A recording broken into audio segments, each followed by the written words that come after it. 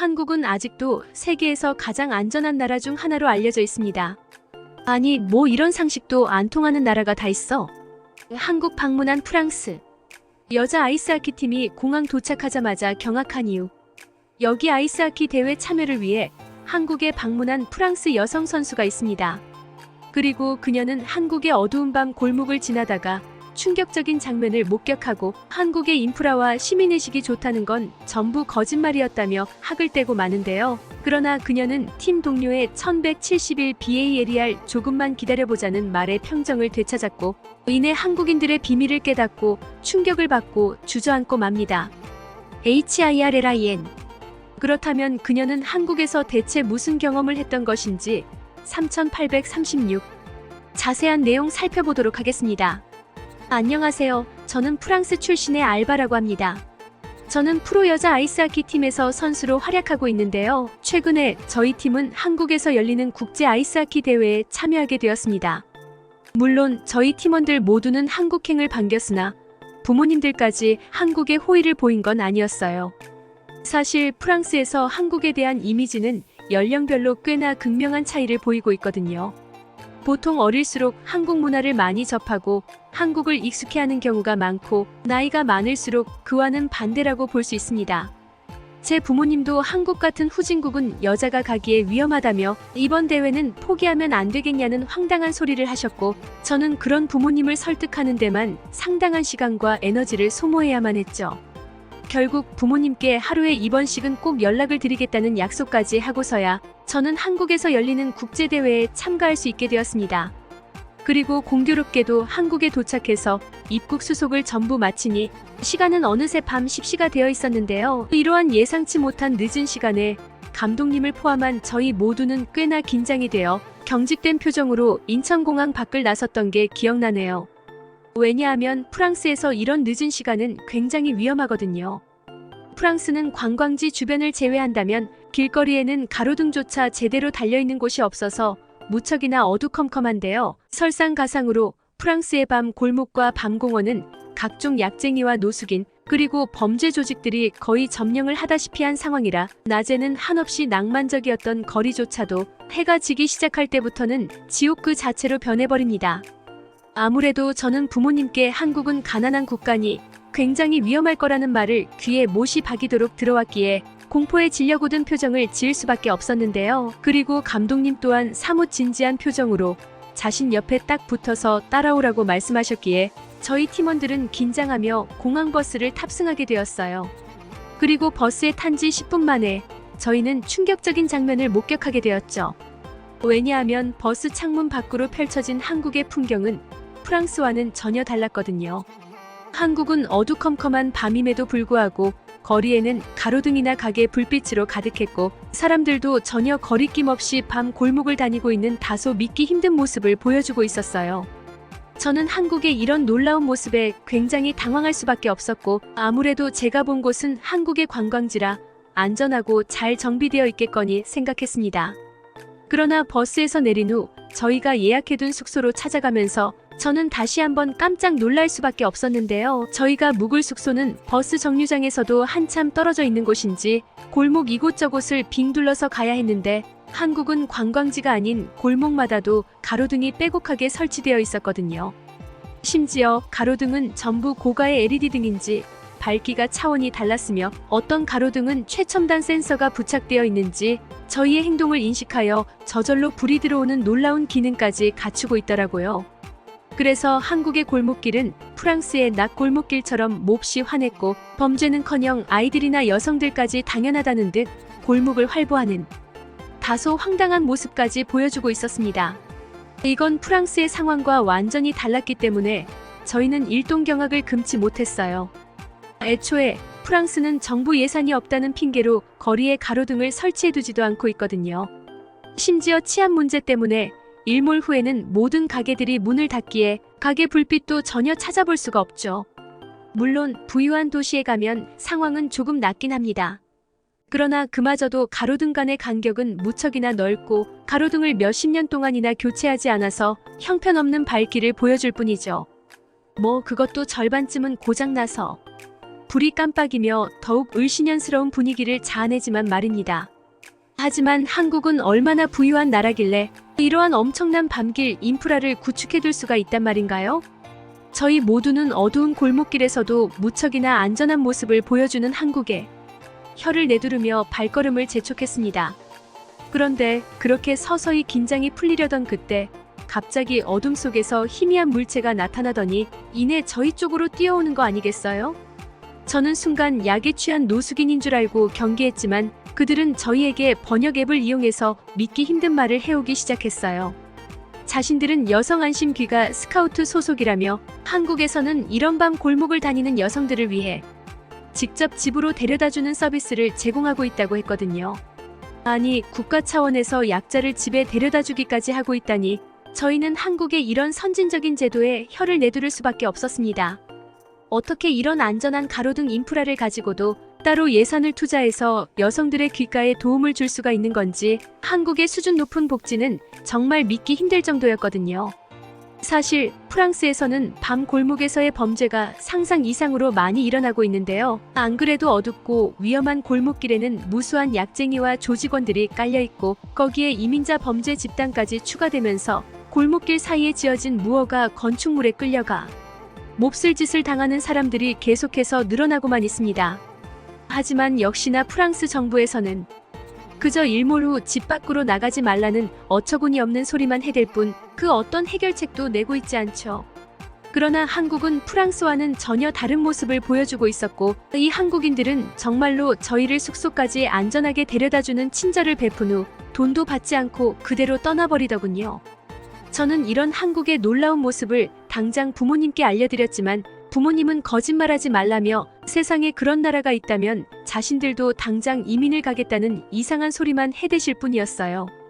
어쨌든 그렇게 저희는 한국의 숙소에서 편안한 밤을 보낼 수 있었고 한국에서의 모든 일정은 순탄하게 흘러가나 싶었습니다. 하지만 위기는 정말 뜻하지 않게 갑자기 찾아왔어요. 저희가 연습을 준비하기 위해 장비를 챙기던 그때 저는 깜빡하고 아이스하키 채를 가져오지 않았다는 사실을 그제야 깨닫고 말았거든요. 정말 하늘이 무너지는 기분이었어요. 아이스하키 선수가 하키 스틱을 챙기지 않았다는 소리는 그야말로 대회를 포기하겠다는 뜻이고 그렇게 된다면 저는 한국에 올 이유조차 없게 되어버리는 거거든요. 저는 제가 주로 사용하는 선수용 하키채가 있는데요. 조금 찾아보니 한국은 아이스하키가 그다지 대중화되어 있지 않은 국가라서 그런지 제가 쓰는 채는 주문 제작 형식으로 판매하고 있더라고요.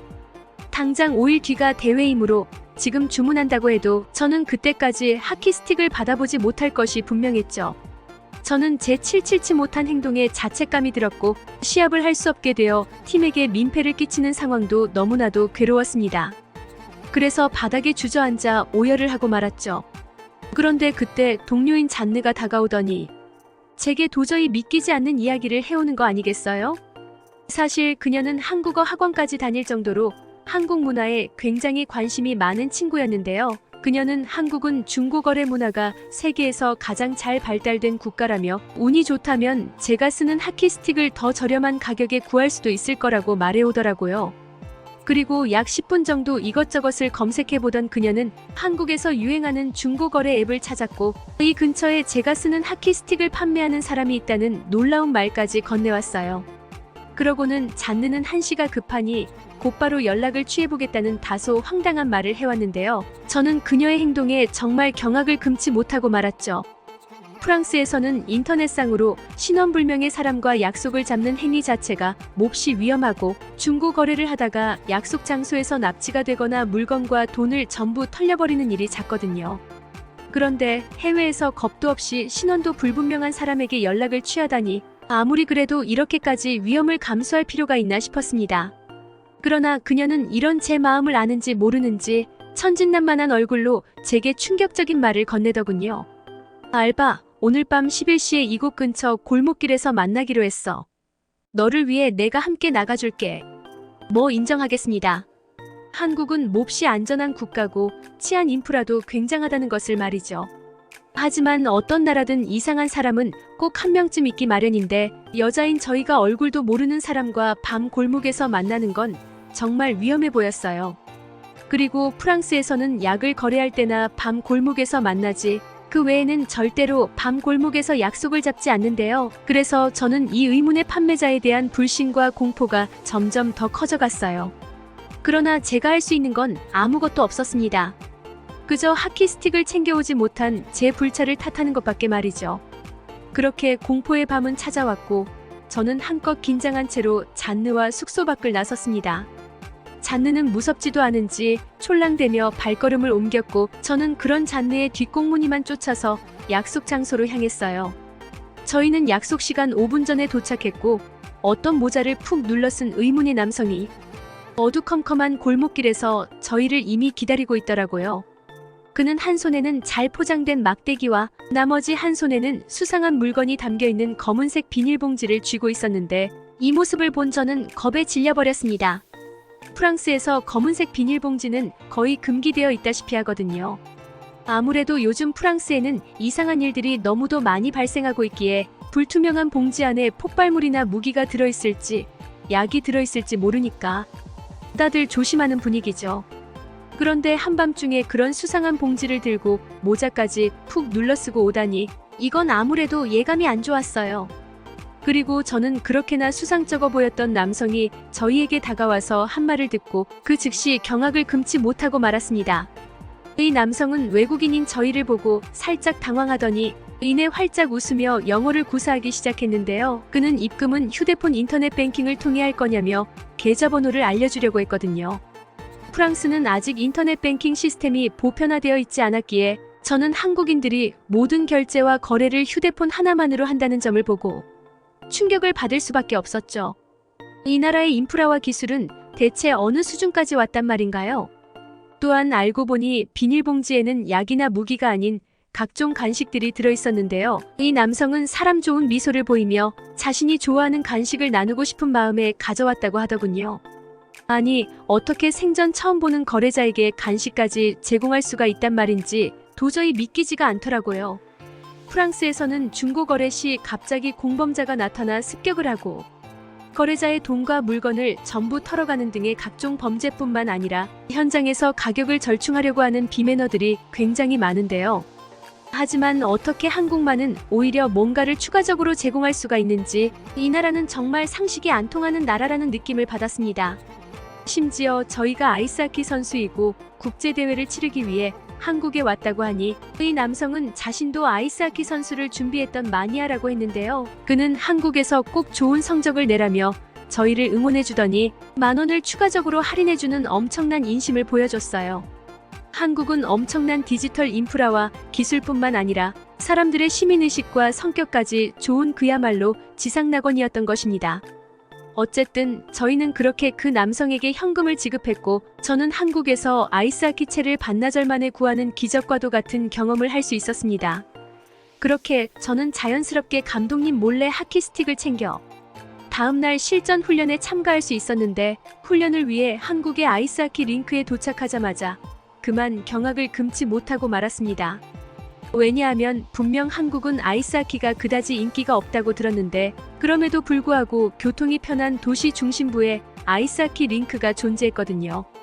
프랑스에서는 아이스하키가 꽤나 인기가 있는 스포츠지만 아이스하키 링크 숫자는 얼마 되지도 않고 도시에서 멀리 떨어진 시골에나 존재하기에 불편한 점이 이만저만이 아닌데요. 역시나 한국은 프랑스보다도 훨씬 더 부유하고 취미가 존중받는 나라라는 생각이 들더군요.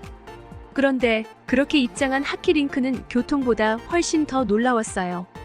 일단 한국의 아이스하키 링크에는 다양한 시설물들이 존재했는데 꽤나 그럴싸한 식당과 카페가 존재했을 뿐만 아니라 탈의실은 최첨단 전자식 자물쇠를 사용하여 더욱 보안성을 높이고 있었어요.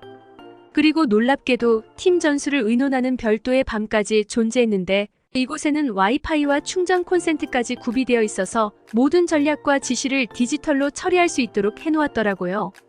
한국의 이런 아이스하키 링크 시설을 본 저희는 그동안의 프랑스에서의 선수 생활에 회의감마저 들 정도로 충격을 받았는데 프랑스에는 아무리 최신식의 아이스하키 경기장이라도 한국의 반도 못 따라오는 모습을 보여주고 있거든요. 탈의실은 철사로도 뚫리는 싸구려 자물쇠를 사용하여 늘 귀중품을 도난당하곤 하고 도둑들이 너무나도 많아서 그 많던 식당들은 모조리 폐업하고 이제는 허름한 편의점 하나만 남은 게 현실이죠. 심지어 관중석에는 쓰레기와 각종 오물을 몇 달째 치우지 않고 있어서 을씨년스러운 분위기까지 자아내고 있는데요. 그러나 역시 저희의 조국을 욕할 수는 없었기에 그래도 빙판 상태만 좋으면 되는 거 아니냐며 애써 한국의 압도적인 인프라를 웃어넘기려고 했습니다. 그러나 한국은 빙판 관리도 기계로 전부 대체해놓은 상태였고 그래서 빙판의 질도 프랑스와 비교도 안 될 정도의 수준을 자랑하고 있더라고요. 저희는 한국이 어떻게 이런 놀라운 모습을 보여주고 있는 건지 너무나도 궁금했는데요. 알고 보니 한국은 이미 피겨와 스피드 스케이팅 종목에서 세계 최고 수준의 기량을 보여주고 있었고 따라서 당연히 빙판 관리 노하우와 빙판 인프라에 대한 많은 지식을 갖고 있을 수밖에 없던 거였습니다. 어쨌든 저희는 한국 덕분에 최상의 컨디션에서 실전과 다름없는 훈련을 할 수 있었고 대회에서도 좋은 모습을 보여줄 수 있었는데요. 아이스하키를 관람하러 온 관중들도 생각보다 상당히 많았던 것을 보면 한국인들은 그냥 스포츠 자체를 좋아하는 문화인들이었다는 생각이 드네요. 솔직히 한국에서 프랑스와는 수준이 다른 모습을 보고 더 많은 절망을 느끼긴 했지만 한국이 최고라는 사실은 절대로 부정할 수 없네요. 그리고 제 부모님은 제 한국에서의 기적과도 같은 경험을 도저히 믿으시려고 하지 않으니 리그가 끝난 뒤 반드시 부모님을 한국에 데려오려고 합니다.